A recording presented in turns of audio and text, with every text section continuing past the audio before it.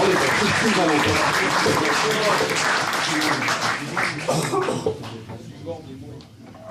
Alors, pour reprendre la parole après M. Fenech, c'est vrai que la sécurité n'a pas été, loin s'en faut, un objectif politique sous M. Sarkozy et sous M. Hollande. Et comparé à 2007, en 2015, il manquait 13 791 policiers et gendarmes à l'appel. Donc ça, c'est un point extrêmement important à mettre en avant. Je ne peux pas ici, j'ai pas le temps ici de détailler toutes les modalités de nos propositions en matière de sécurité, mais déjà, un point important, nous avons travaillé dessus et nous avons fait un livret qui s'appelle « Retour à la raison ».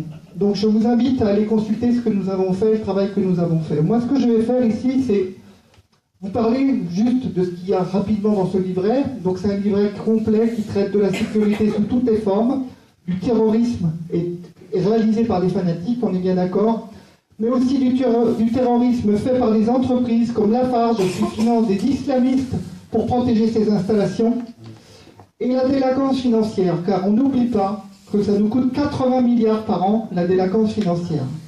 J'aimerais juste aborder le thème de la petite délinquance.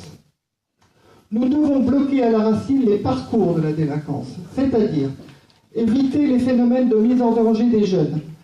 D'abord des phénomènes sociaux. Les jeunes vivent dans des ghettos économiques par rapport à la précarité et la sécurité économique.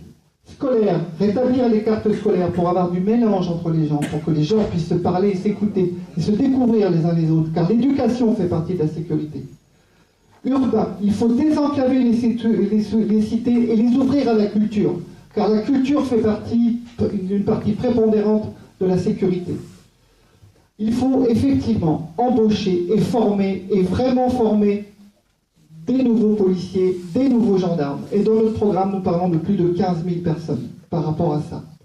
Il faut rétablir une politique de proximité, certes, mais il faut aller plus loin que ça. C'est-à-dire qu'il faut inscrire leur action dans la durée. Il faut avoir un déploiement sur tout le territoire de la République. Et je dis bien tous les territoires. Fin des zones de non-droit.